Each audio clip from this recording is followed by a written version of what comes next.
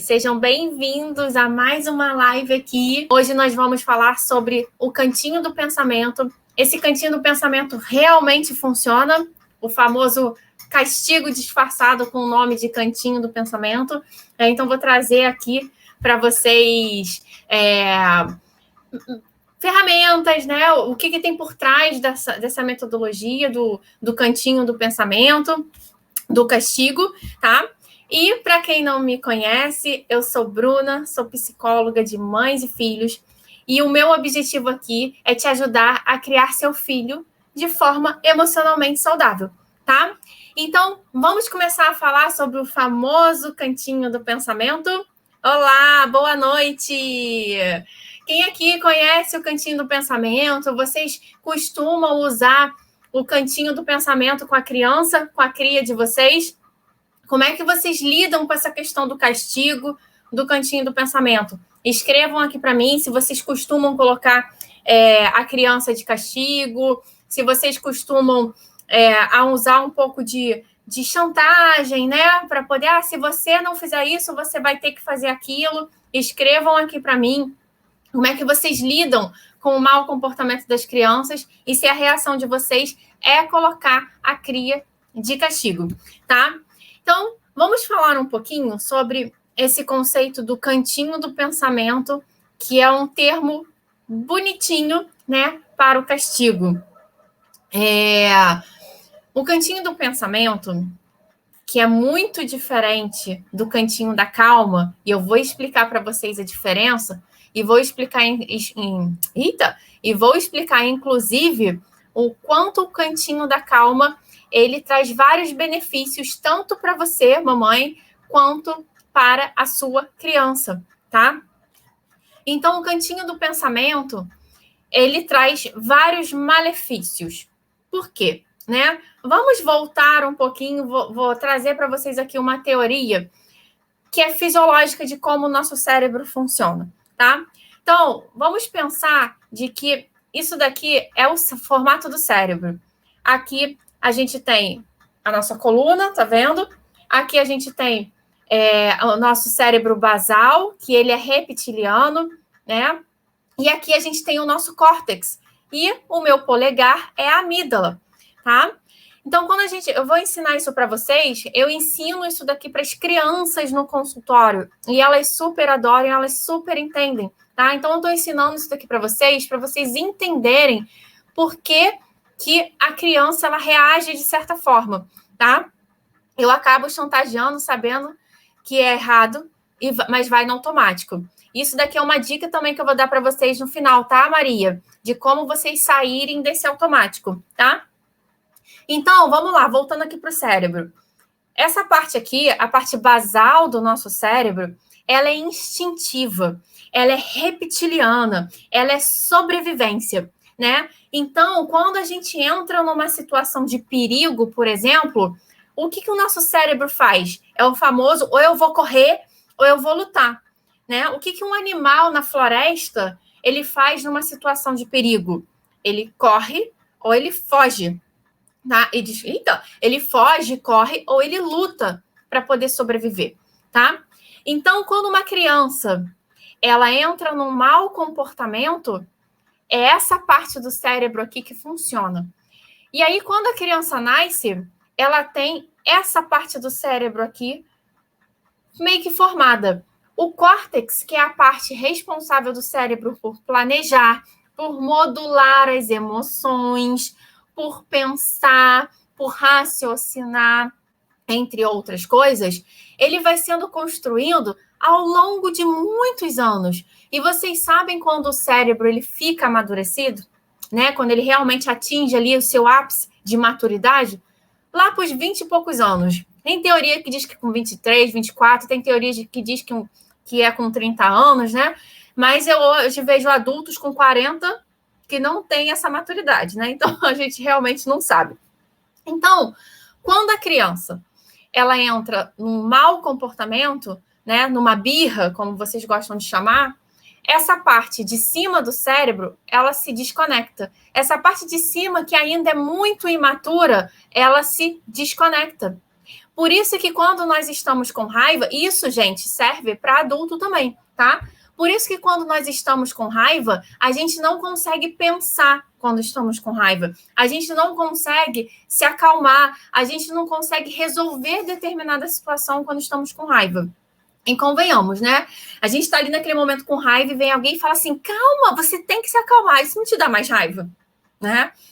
Então, o que é importante a gente fazer? A gente precisa ajudar a criança a conectar o cérebro novamente.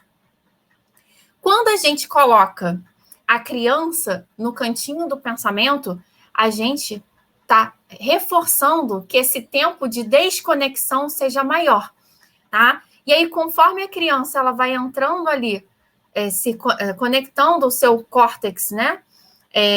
O andar de baixo, o andar de cima com o andar de baixo, como eu gosto de falar, ela vai começando com certos pensamentos. Eu não sou amada, eu não sou importante, eu não sou ouvida.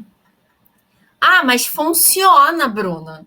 Quando eu coloco minha criança, minha cria de castigo, sempre funciona. O mau comportamento para rapidinho. Agora eu quero que vocês me respondam aqui, tá?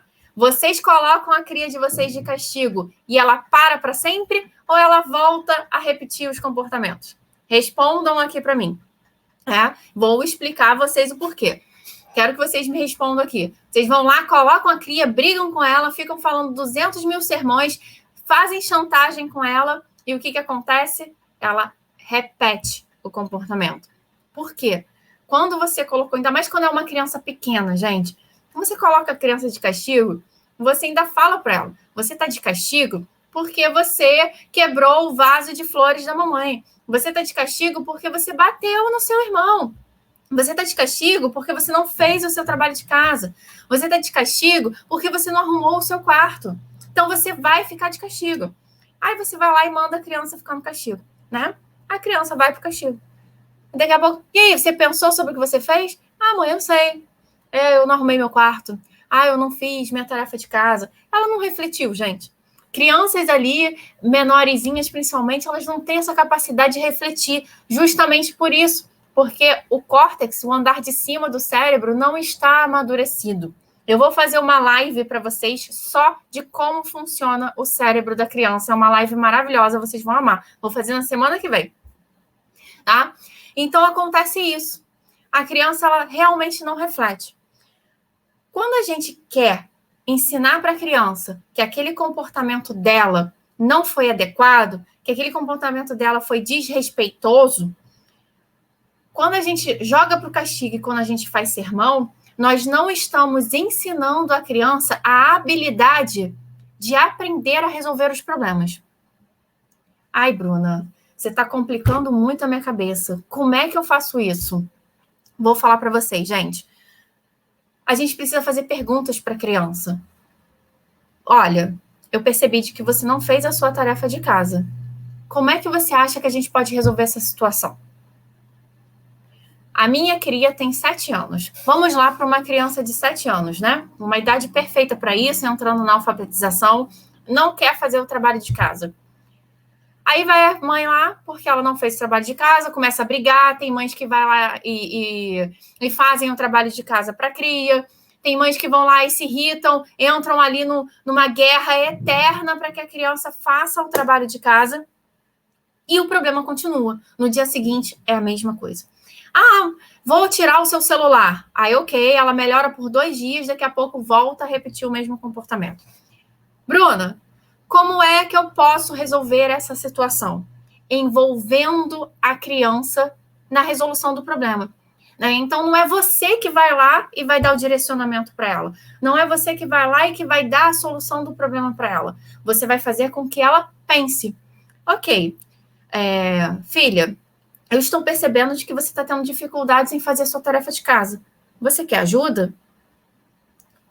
Essa é uma hipótese, né? Segunda hipótese, filha, eu estou percebendo que você está tendo dificuldades em fazer a sua tarefa de casa. O que você quer fazer? Você quer fazer a tarefa de casa assim que você chega da escola? Você quer fazer a tarefa de casa depois que você tira um cochilinho, né? Vamos montar aqui uma rotina e aí vocês juntas podem fazer um quadro de rotina e junto com a criança, ela dando ali o que é melhor para ela, ela vai escolher, não, mãe, eu quero chegar da escola e eu quero almoçar e descansar um pouco. Tá? E aí depois eu faço o meu trabalho de casa. Beleza. Ela participou, tá? Da rotina, ela participou da escolha, e isso você está ensinando para ela a ser responsável pelas escolhas dela. Quando você toma a frente e escolhe por ela, você está tirando o direito da criança de escolher por ela. Tá? Então, você vai lá e vai colocar. Teve um caso de um paciente meu que ele veio falar sobre o filho. Era um paciente meu, não atendo a criança, mas ele veio me pedir essa orientação do filho, que todo dia estava sendo uma briga para ele fazer o trabalho de casa. Ele tem 11 anos, tá? E queria ficar no celular, jogando videogame, tudo isso. Aí eu virei para ele e falei assim, fulano, você vai sentar com seu filho e você vai estabelecer uma rotina de todo o dia dele junto com ele. E aí você vai perguntar para ele em relação ao celular. Você quer jogar o celular 1 hora por dia ou você quer jogar tantas horas no fim de semana? Óbvio que ele escolheu 1 hora por dia, né? Ele não ia aguentar ficar sem jogar durante a semana toda. E ele falou, ok, estabelecemos isso. E agora, você quer jogar antes ou depois de você fazer o seu trabalho de casa? Entendendo de que a responsabilidade é sua. Estamos fazendo um acordo aqui. Né? E aí eles definiram ali juntos essa rotina, definiram os acordos, né? Jogo 1 hora só por semana e você vai jogar antes de você fazer a sua tarefa. Não, nem sei se foi, nem lembro se foi isso que foi escolhido, tá? Acabou o problema. Acabou o problema. Ele faz os trabalhos de casa, ele estuda para a prova e ele tem ali o momento dele. Mas ele participou de todo o processo. Ele trouxe essa responsabilidade para ele, porque ele se sentiu importante. Ele foi capaz de, poxa, o meu pai está olhando por mim. Ele está prestando atenção em mim. Ah, isso que é importante ali no dia a dia com a criança. Então, ao invés de colocar de castigo, vamos sentar com a criança e perguntar. Estou percebendo de que você está brigando muito com seu irmão. Posso te ajudar em alguma coisa? O que está acontecendo? Conta aqui para a mamãe. Vamos conversar sobre isso? Entendeu? Uma criança que está muito ansiosa, principalmente com essa pandemia, ela vai tender a se comportar mal. Ela vai querer mais atenção, ela vai querer se socializar mais, né? E, com isso, a paciência dos pais, ela está se esgotando ali por completo. Então, eu estou percebendo que você está ansioso hoje, eu estou percebendo que você está ansiosa hoje. Como podemos resolver isso? Como eu posso te ajudar? Olha como você está mostrando para a criança que você está percebendo o comportamento dela e você está se disponibilizando para ajudar. Se é uma criança maior, como podemos resolver isso? Ou, melhor ainda, como você pode resolver isso? Você quer minha ajuda para resolver? Olha a diferença. Aí gosto de trazer sempre para o mundo adulto, né? Vamos supor que você está lá no seu trabalho, você está super estressada, super atarefada, seu chefe está lá te cobrando uma entrega e você não está conseguindo entregar. E aí chega uma colega sua do trabalho e vira para você e fala assim, ué, você não se organiza? Por isso que você está assim. Você iria gostar? O que você iria esperar que a sua colega de trabalho fizesse por você? Você quer ajuda? Você precisa de mim para alguma coisa? Vocês estão percebendo a diferença, gente? De como a gente trata a criança e de como nós gostaríamos de ser tratados? Tem uma discrepância aí muito grande. E isso é uma relação respeitosa. O castigo não funciona exatamente por isso, porque não é respeitoso. Nós não estamos olhando a criança como um ser humano, né? Nós estamos enxergando a criança como algo de que eu preciso estar no poder, ponto, e acabou. E não é bem assim que funciona, tá? Então, vamos olhar para a criança de uma forma integral. Vamos tentar entender o que tem por trás desse comportamento da criança, que é uma outra live que eu vou fazer sobre os 4 tipos de maus comportamentos e os pedidos de ajuda que tem por trás desses maus comportamentos. Porque todo mau comportamento de uma criança existe por trás um pedido de ajuda. Não existe mau comportamento se não tiver um pedido de ajuda por trás. Até nosso. Vocês podem perceber no dia a dia que quando a gente tem uma reação ruim, a gente precisa de algo ali. A gente necessita de algo. Ou que a gente não está conseguindo lidar, ou que a gente não está conseguindo pedir. Vou dar um exemplo que é muito comum acontecer nas casas hoje em dia, né? Que a gente chama de pedido deslocado. Então, eu mesmo, quando a Júlia nasceu, eu estava fazendo pedido deslocado. Então, quando uma criança nasce, a gente sabe que a gente vive para o bebê. E aí, eu queria atenção. Eu queria que o meu marido, por exemplo, ele me desse mais atenção, que ele chegasse em casa, que ele me fizesse carinho, entendeu? Eu não queria que ele ficasse focado só na minha filha. Eu estava sentindo falta do carinho, do toque. E aí, o que eu pedia para ele? Me ajuda a dar banho na Júlia? Faz a mamadeira da Júlia. Claro que a Júlia não tomava mamadeira, né? Tô dando aqui exemplos para vocês. Ela só mamava no peito. Troca a fralda da Júlia. Olha como é que eu estava deslocando o meu pedido, a minha carência, para uma outra atividade. E isso resolvia o meu problema? Não. O que eu queria era carinho. O que eu queria era afeto. Era uma ajuda que eu queria. E a minha ajuda era, por favor, eu preciso me sentir amada. Por favor, eu preciso me sentir tocada. Entenderam o que eu quis dizer? Por trás tinha um pedido de ajuda. Eu estou carente, por favor. Me dê esse amor. Então, por trás de todo... E aí, o que acontecia? Como eu não falava diretamente, eu ficava fazendo esses pedidos deslocados, eu acabava perdendo a paciência, eu acabava tratando ele de uma forma mais ríspida. E aí, quando eu percebi isso, eu falei assim, cara, você não tá falando para ele o que você realmente quer. E aí, um dia eu sentei com ele e falei, eu queria que você me desse mais atenção. E aí, isso acabou. Entendeu? Porque eu fui ali direto no foco. Eu entendi qual era o meu pedido de ajuda. Então, até nós, adultos, a gente tem essa questão. Todo o nosso mau comportamento, o nosso nervosismo, o nosso estresse, a nossa falta de paciência, existe por trás um pedido de ajuda. E não é diferente com a criança. Então, quando a criança se joga no chão, tem uma birra. Quando a criança fica ali o tempo todo, mãe, mãe, mãe. Quando a criança ela não escuta o que você fala, quando você fala com a criança e parece que ela não entendeu ou que ela não escutou aquilo que você falou, tá? Quando a criança ela começa a entrar numa disputa de poder ali, quem manda aqui sou eu, né? Quando a criança ela entra num comportamento de vingança, né? Quando a criança ela começa a se sentir incapaz, tudo isso são pedidos de ajuda. E quando a gente percebe, quando a gente entende e a gente olha para o que a gente está sentindo, para a forma como a gente está reagindo às ações da criança em relação a gente, que não é pessoal, né? A gente consegue mudar a nossa forma de atuar ali com a criança. E a gente consegue ajudar tanto ela quanto a gente.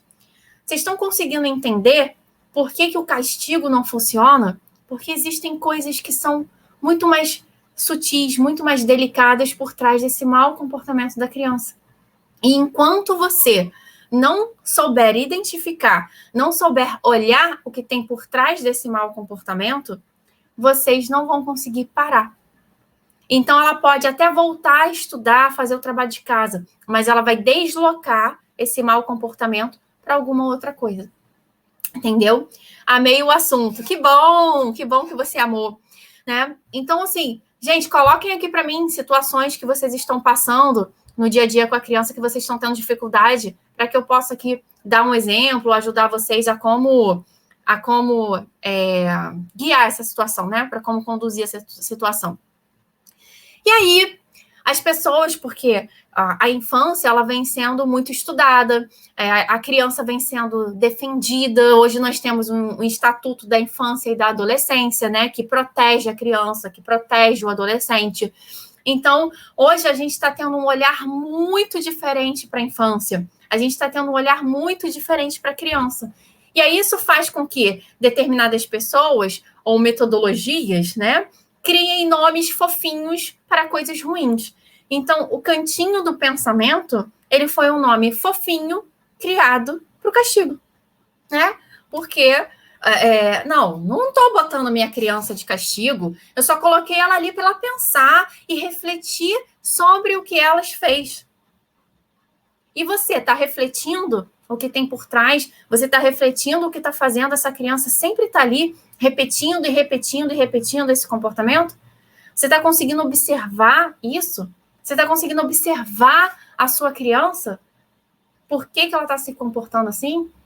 E aí a gente acaba tirando essa responsabilidade nossa, e a gente coloca sempre a responsabilidade na criança. Porque a minha filha, ela é mal criada. Porque a minha filha, ela é teimosa. Porque a minha filha não me escuta. Porque minha filha é agressiva. Porque minha filha é ansiosa. E aí você vai tirando a sua responsabilidade. Você vai tirando ali de uma forma até inconsciente, tá? Você vai tirando ali sua responsabilidade, vai tirando, e vai colocando na conta da criança. Porque minha filha é assim, porque minha filha é assado. E você vai criando vários rótulos ali para a criança o tempo todo. Entenderam? E aí, vai funcionar? Não, não vai. Por quê? Porque você não conseguiu entender o pedido de ajuda que tem por trás do mau comportamento da sua filha, da sua criança, do seu filho. Entenderam? Né? A Thalita está falando aqui, tarefas da escola.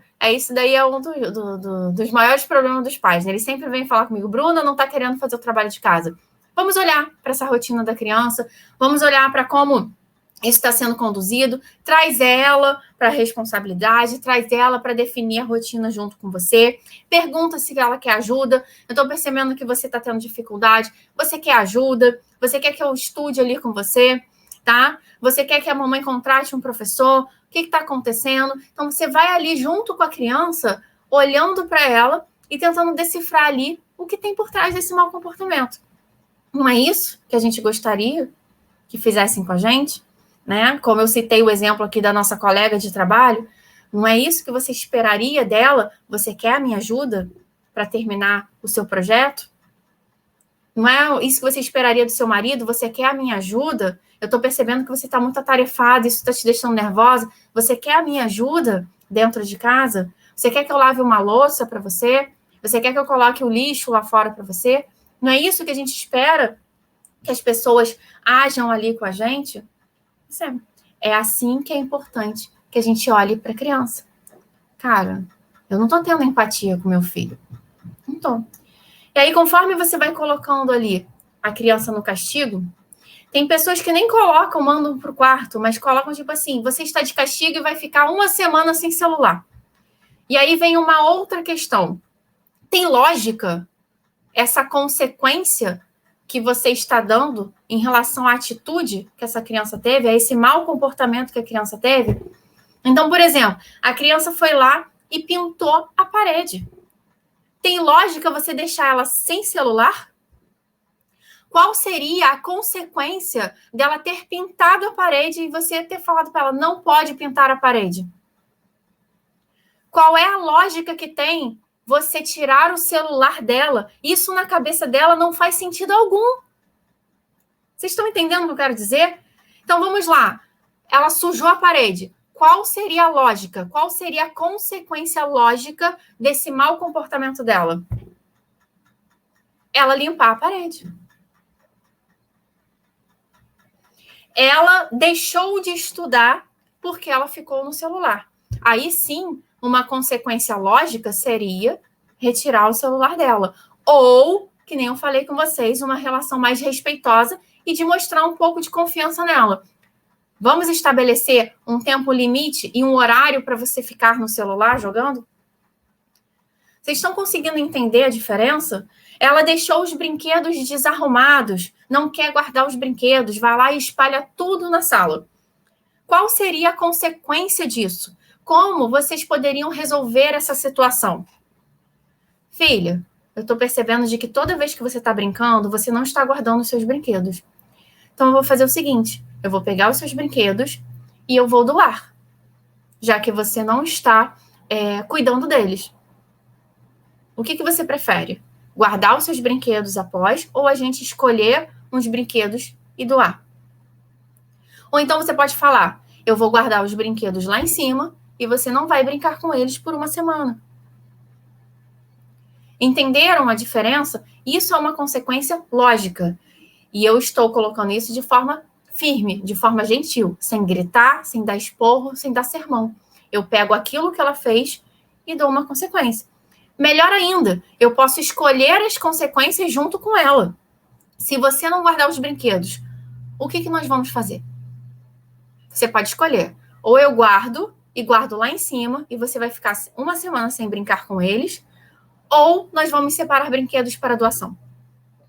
Ela vai escolher, ela está participando, ela está tendo a responsabilidade ali de olhar e falar assim, bom, se eu não guardar os brinquedos, minha mãe vai doar. Eu não quero que ela doe esse brinquedo. Vocês estão conseguindo entender?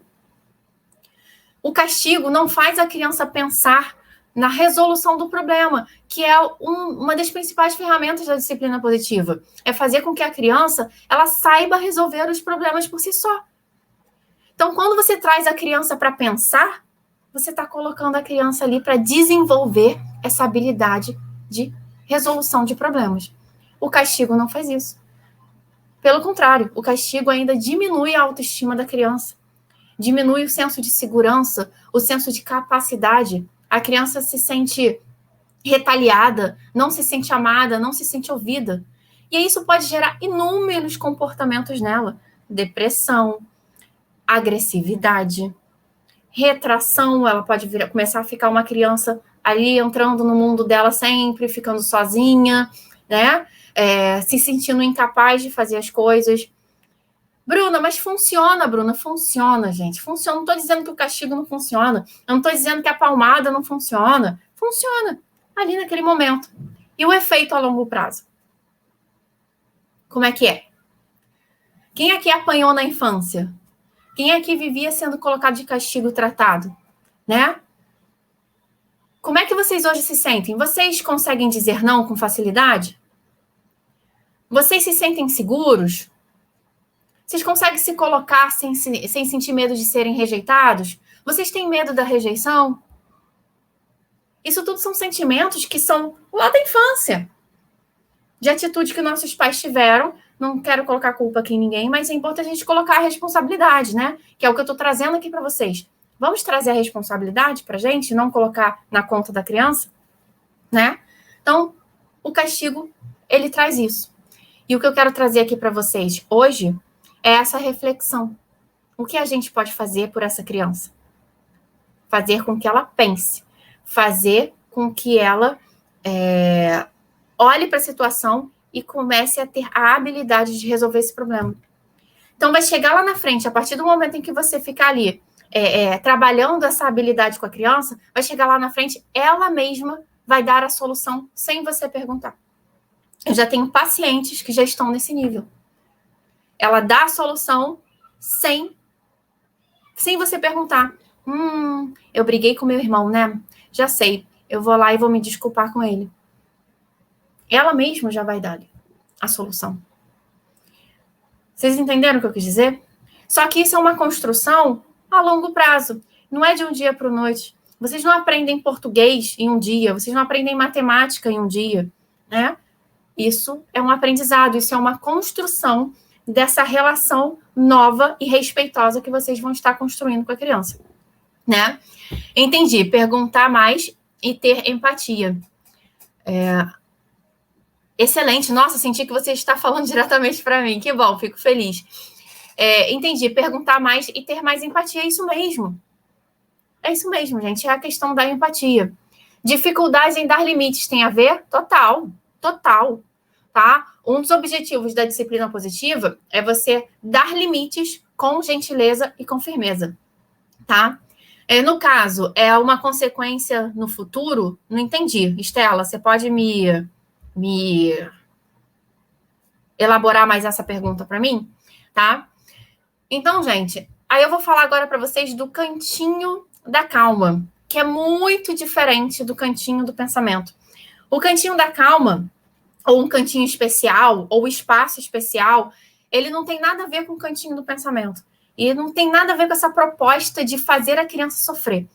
Porque uma outra coisa também, antes de eu falar do cantinho da calma, é que muitos adultos, eles acham que a pessoa ela vai melhorar se a gente fizer ela sofrer.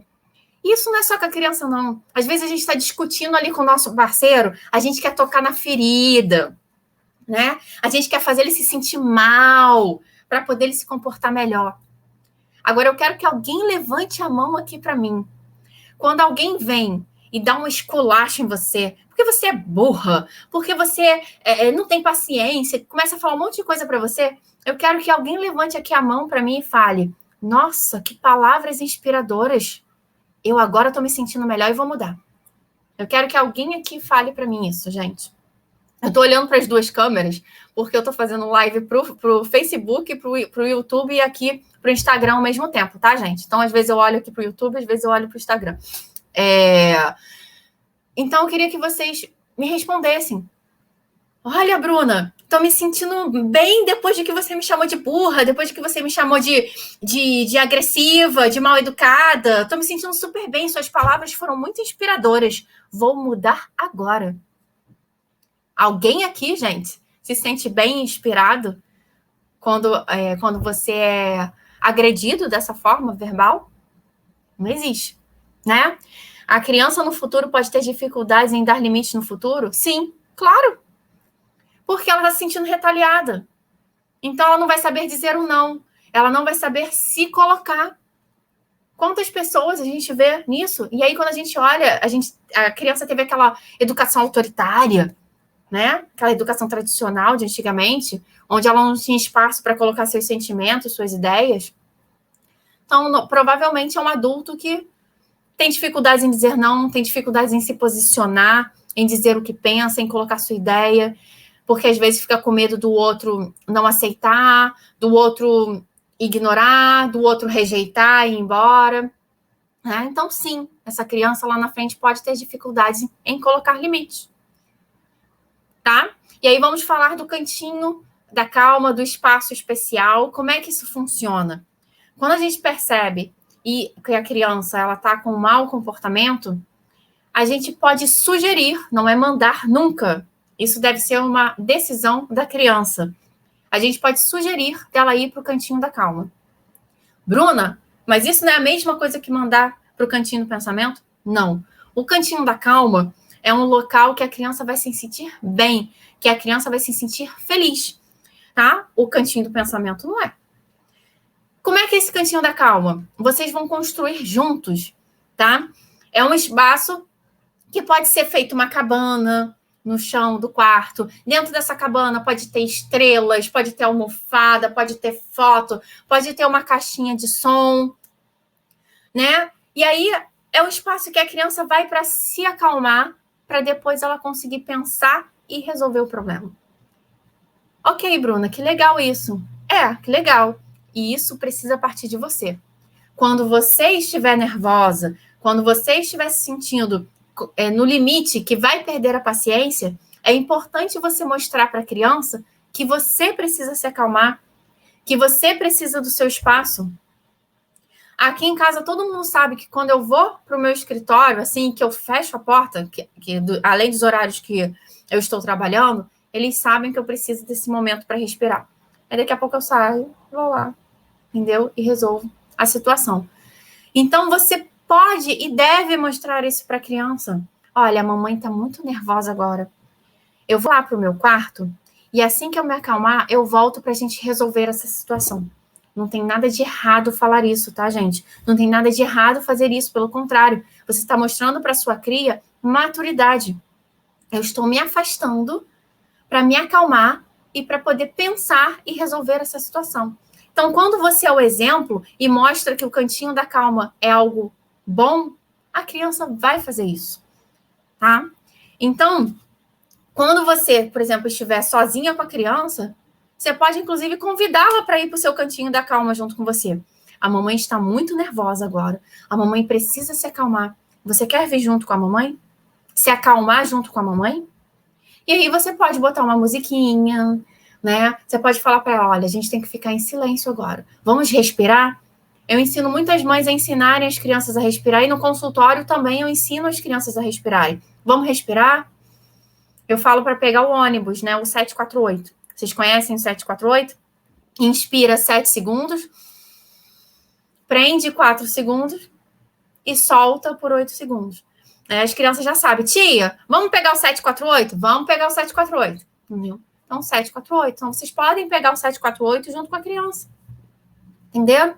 Então, o cantinho da calma, ele se torna algo benéfico, tanto para você quanto para a criança. E tudo bem, gente. E tudo bem, tá? E dentro de sala de aula, a mesma coisa, Estela. Dentro de sala de aula, você é professora? Dentro de sala de aula, a mesma coisa. Os professores podem criar esse canto dentro de sala. Tem várias escolas que estão fazendo isso, tá? Estão criando um cantinho dentro da sala, para quando a criança ela precisar ir para lá, ela vai. E aí tem crianças que convidam um amiguinho, ou tem amiguinhos que se oferecem, você quer que eu vá com você?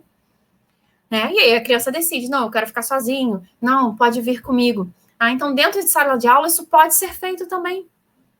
E tudo bem.